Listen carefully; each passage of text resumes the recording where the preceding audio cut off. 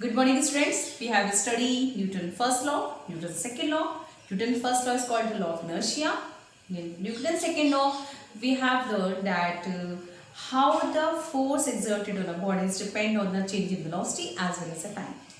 And lots of example of Newton's first law and Newton's second law. Now we will understand what is a Newton's third law.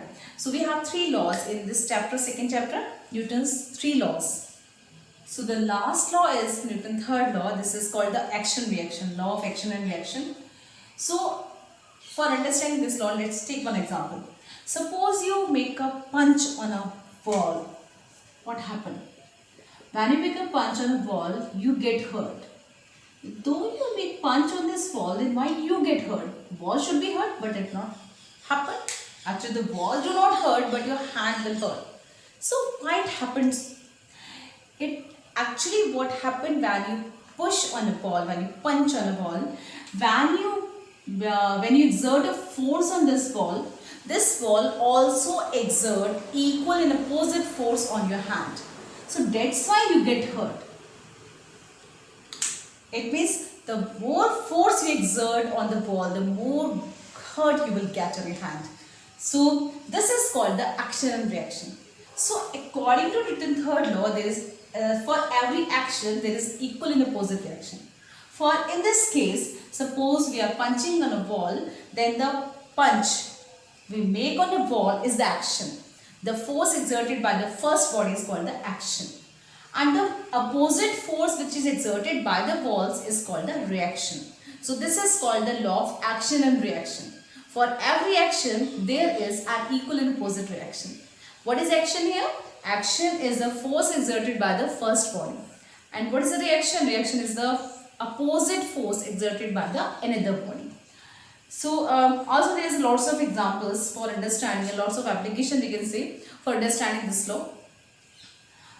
Before going through the applications, I just want to ask you, if action and reaction are equal and opposite, then why they do not cancel out each other? You know that if the equal and opposite forces exerted on each other, they nullify to each other. It means the resultant force on the bodies becomes zero. You know it? Balanced and unbalanced force. Balanced force, when the resultant force exerted on the bodies is equal to zero, is called the balanced force. And unbalanced, where all the resultant force acting on the body is not equal to zero, is called the unbalanced force. So in this case, you have to tell me, we know that action and reaction are equal and opposite. Suppose we push this wall, or this wall also exert force on us. Their force are equal and opposite, but they do not cancel out each other. So this is a question for you. I am not going to answer this question. Okay, you will answer me in your Zoom class, or otherwise you don't have the answer for this question. You can ask me in the Zoom class. So let's take some applications, some examples of Newton's third law. First, how do we walk? How do we walk? So let's try to understand how do we walk. This is your foot. Okay. You can imagine how you moves on a floor. When you move on a floor with your one legs, with your one foot, what you do? You exert a force on the ground. Just experience it by moving on the floor. So when you move on the floor, you exert some force on the ground. This is called the action. The action which you give by forcing the ground in backward direction. But as a reaction, this walls, this floor, actually this ground also exert force on your foot, but in opposite direction. So this is called the reaction. So when you exert force on the ground, this is called the action. And according to Newton's third law, we know that every action has equal and opposite reaction. So we can say that the ground is also exert equal and opposite force on your foot. So that's why you can move forward. So this is the way how you walk. This is one of the application. Example, we can say the second one is, okay, before explaining the second example, I want to say that if two bodies exerting a force on each other, okay, we know that the bodies are exerting opposite and equal forces on each other. Suppose they collide. Suppose, for example, this ball A will force on this one B, and B ball will exert force on A. So these forces are equal and opposite. Now this ball having the higher mass and this one having the lower mass. We know that according to Newton's second law, we learned that F is equal to m into A. So acceleration is equal to F upon m. If force are equal, then acceleration depend on mass. So in both these balls, both having the same force, but the mass of this ball is higher as compared to the ball B. So which ball having the higher mass will have the less acceleration as compared to the other one? जिसका मास ज़्यादा है उसका acceleration कम होगा, जिसका मास कम है उसका acceleration ज़्यादा होगा. So it means the acceleration produced on the ball B is more as compared to the ball A. Okay, so before explaining this another application, you should know it. Now, how the gun recoil? Have you listened the term recoil? Recoil. How the gun recoil? How the gun recoil? Actually, when a bullet is fired from the gun, if you use the gun in Mela fair, then you notice that when you fire from the gun, you get a little jerk on your shoulders. So what happened? This is a gun, and suppose we fired a bullet from this gun. So when this bullet move in forward direction, the force is exerted on this bullet by which it move in forward direction. So this is called action. For this action, we know that there should be also reaction.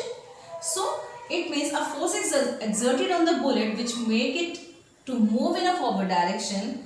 At the same time, the equal and opposite force exerted on this gun which make a recoil a gun, which make a jerk on your shoulders. So this is called the recoiling of the gun. Recoiling of the gun means when we fire a bullet from the gun, jerk we feel on our shoulders.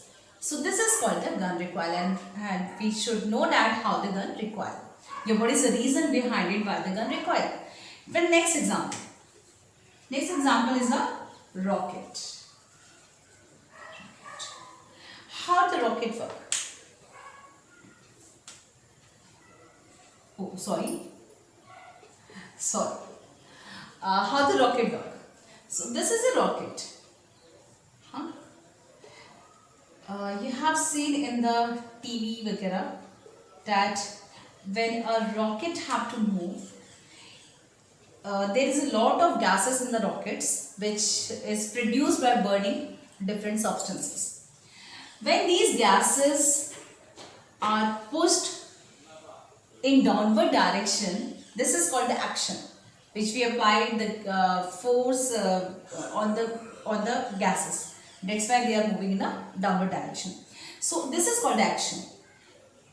Every action has equal and opposite reaction. So this gases also exert force on this rocket which make it move in a opposite direction. So this is the way how the rocket can move in a rocket can be moved. There is lots of example of action and reaction.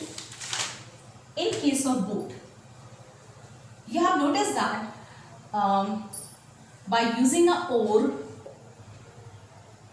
what we do by using a oar. By using this oar, we push the water in this direction. Suppose we have to move forward here. So what we have to do? We have to make this oar. We have to move this oar such a way that this oar push the water in this direction. So when the oars is moved like this, it push the water in this direction. This is called the action. And for this action, there is an equal and opposite reaction. So the water also exert an equal and opposite forces on the oar, or we can say on the boat, so that the boat can move forward. Okay. One more example of a boat. If you have sit on a boat, then you will notice it. When you move on a river bank, when you step on the river bank, what happened? This boat move in opposite direction. So why it happened? When you move on this river bank or on a cemented floor near the bank, then you push the boat in this direction. Actually, you push the boat in this direction. Suppose you are stepping out here. You are stepping out here. So what you do? You push the boat in opposite direction. So that's why this boat push you in this in the forward direction. So you move towards the cemented floor. So these are some applications of Newton's third law. Okay. So now we have learned, we have studied. I don't know you have learned or not. You will know. Surely you will know you have learned or not. So I explained you. We have studied that what is Newton's first law, Newton's second law, and this was the Newton's third law. One question I asked, that is, if action and reactions are equal and opposite, then they why do not cancel out each other? Next part is this is the last part of the chapter. This is the conservation of momentum. For understanding the conservation of momentum, again we have to remind what is the momentum. Momentum is if a body has a mass as well as the velocity, it means the body has momentum. So momentum depends on the mass and the velocity. Higher the mass and velocity, higher will be the momentum. Lower the mass and the velocity, lower will be the momentum.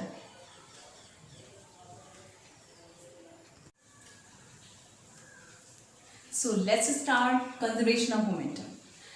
In conservation of momentum, what is the law of conservation of momentum? According to conservation of momentum, when two or more bodies act upon one another, their total momentum remain conserved. Conservation means conserved, remain constant. The important condition is there should be no external force acting on the bodies. So, for example, two bodies, suppose they are moving like this. This is the body 1 and this is the body 2, A and B. They are moving in the this direction and they collide with each other. After collision, their velocity changes. So according to the conservation of momentum, it is said that the total momentum of the body before the collision. Before momentum is the mass of the velocity, the product of mass of velocity in body A and product of mass of velocity of body B. And after the collision, though we know that the velocity has been changes, but the velocity has been changed, but the total momentum, that is the sum of the momentum of the body, those two bodies will be same. So this is the conservation of momentum. So first you will write the law of conservation of momentum. You have to write that when two or more bodies act upon one another, their total momentum remain conserved, provided no external force are acting. This is an important condition. If some external force are acting on the body, then this law do not actually work. Again, we can say that the total momentum, we can say that momentum cannot be created nor be destroyed. This is called the conservation of momentum. Now, along with this law, you have to derive this conservation of momentum. It means if there is a question that write the conservation of momentum, you will not write only the definition, only the law of this momentum. Again, you have to derive all the derivation of conservation of momentum. So for derivation, just try to understand, two bodies are there. This is body A having the mass m1 and this is body B having the mass m2. Okay, these are two bodies having different masses. Now suppose they are moving in the same direction. This is very important that you have to write they are moving in the same direction, because if they are moving in opposite direction, then one of the body should have the velocity negative. So we are taking both the bodies are moving in the same direction. So if we are taking the velocity of this one is u1, then velocity of this body will be u2. Again I am explaining you, if they are moving in opposite direction, then the velocity of this one is u1 then this body which having the different direction of motion will have the velocity minus u2. So again, not for any confusion, we are taking they are moving in a same direction.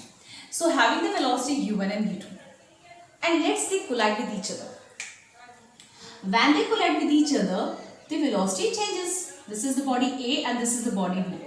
And we know that when they collide with each other, they will exert force on each other. Like this object A, body A, exert a force on a B. I am representing it by F1. F1 is the force exerted by A on B. And F2 is the force exerted by B on A. Okay. Since both the bodies exert force on each other, so their velocity changes. So let's after collision, the velocity of the body A is v1 and the velocity of body B is v2. So for derivation, first we should understand actually what is happening here. So you will write all the statement here. You can write in your notebook that let two bodies having the mass m1 and m2 are moving with the velocity of u1 and u2. Should I have to write it? Okay. Let two bodies A and B having mass m1 and m2 are moving with the velocity of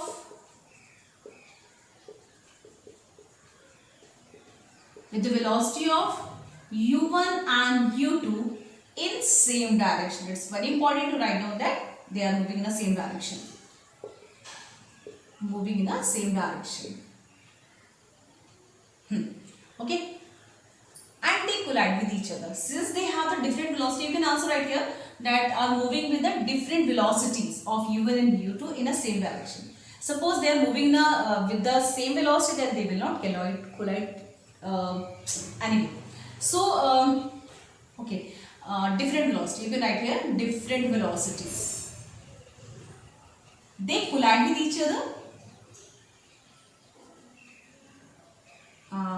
They collide and the velocity changes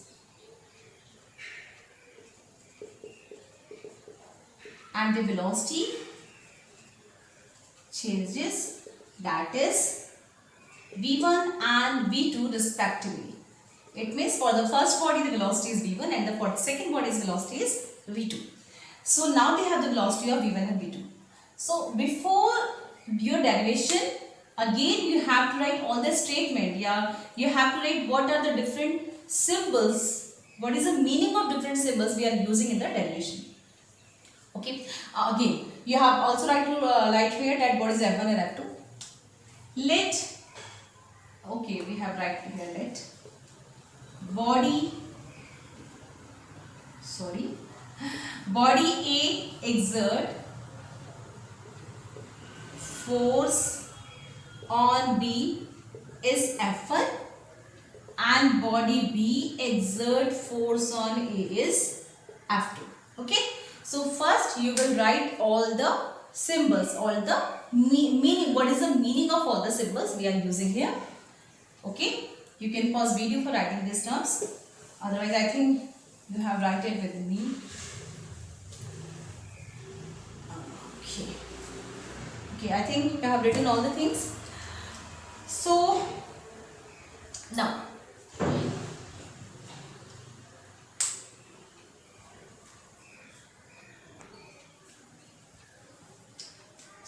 first we have to write what is the momentum before the collision. So, you will write momentum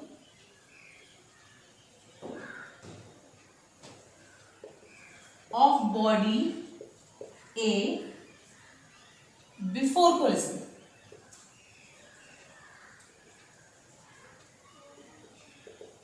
is equal to, momentum is mass multiplied by velocity, it is m1 u1, and what is the momentum of body B before collision? It will be m2 u2. Okay, so momentum of body A after collision After collision, momentum is m1 v1, and of body B, momentum is m2 v2. Now we can apply the Newton's second law. According to Newton's second law, we know that the force exerted is directly proportional to the rate of change of momentum. So we can say the force exerted by A on B according to Newton's second law. We will write here according to Newton's second law. The force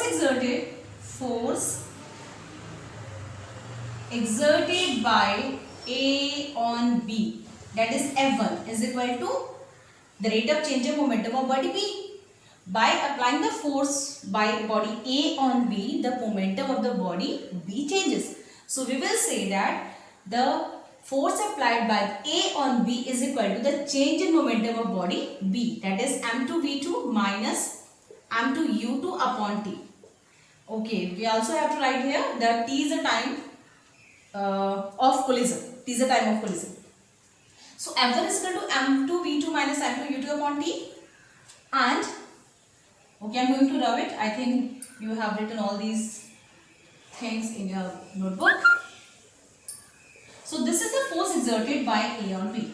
Same as by applying the Newton's second law, we can say the force exerted by body B on A. Due to this force which is exerted by B on A, the velocity, the momentum of the body changes. So we can say the force applied by the B on A is equal to m1 v1 minus m1 u1 upon t. Because due to this force, the momentum of body A changes. So the rate of change of momentum of body A is equal to the force exerted by B on A, that is F2.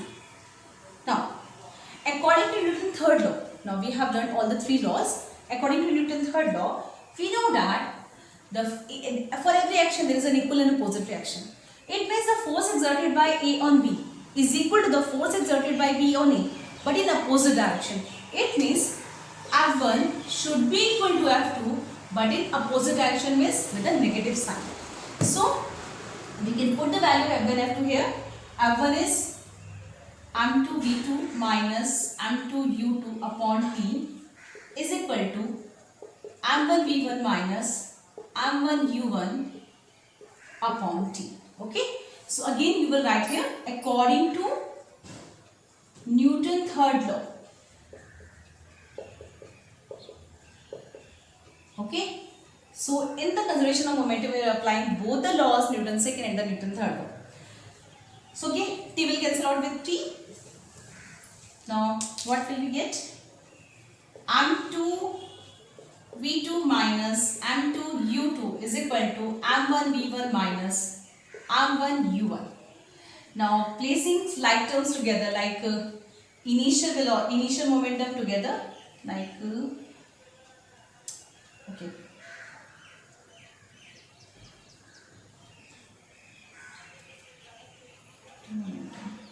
Okay, sorry. Here is a negative sign. So I have to put a negative sign here. We know that if there is a negative sign before the bracket, we have to change the sign within bracket. That is m2v2 minus m2u2 is equal to minus m1v1 plus m1u1. Now placing like terms together, like the final velocity together, it will be m2v2. We are moving this m1v1 towards the LHS plus m1v1 is equal to m1u1 plus m2u2. So this is all the derivation of conservation of momentum. It's really important, conservation of momentum. So you will write the law of conservation of momentum, and along with this law you have to write the derivation of this law. Okay, most of the numericals are based on the conservation of momentum.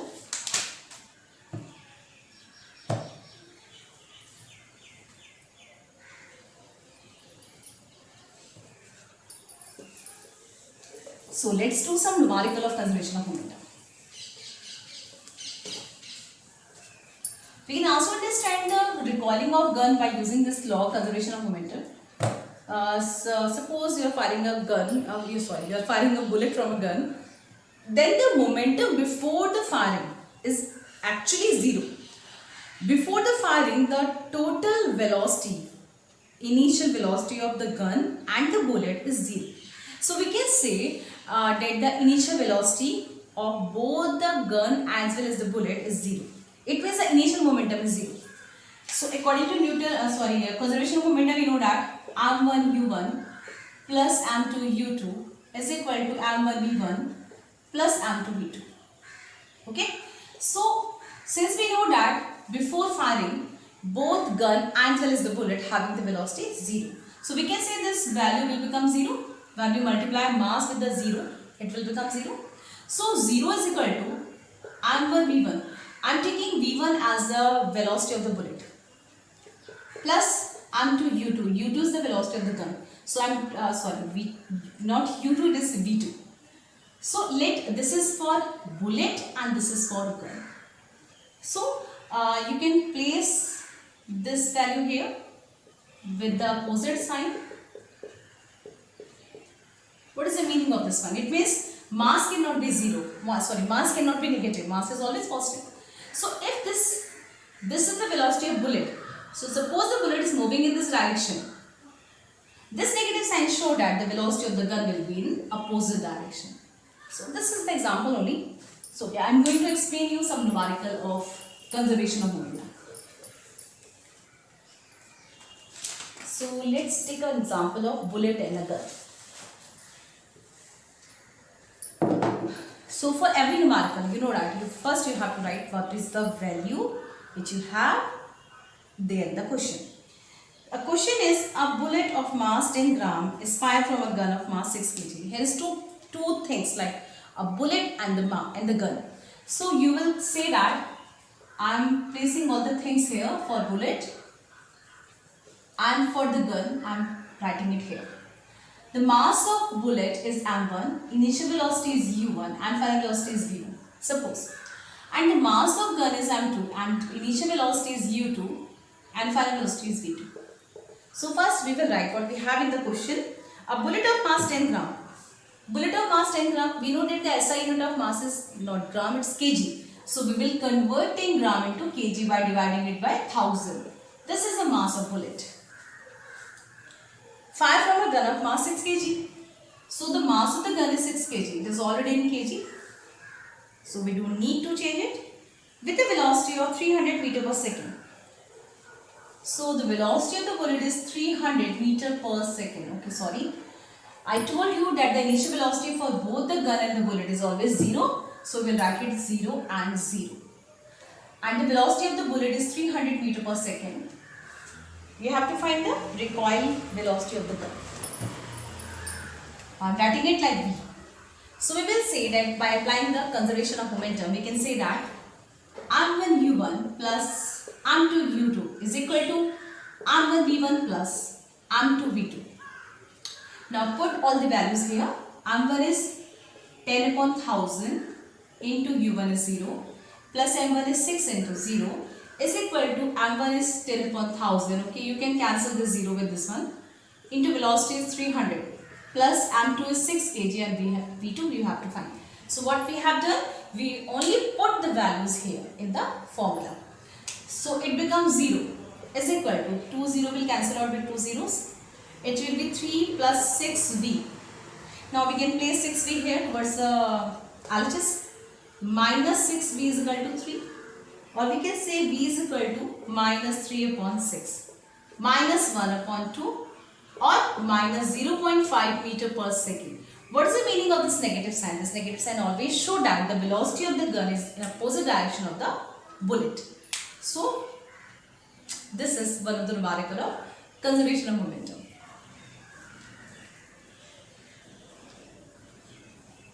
Okay, in case of any doubt, I will give you some numericals based on the conservation of momentum. In case of any doubt, you can ask me in your Zoom class. So, in this part, you will, in your homework, you will get numerical based on the Newton's second law as well as the conservation of momentum. Okay, bye.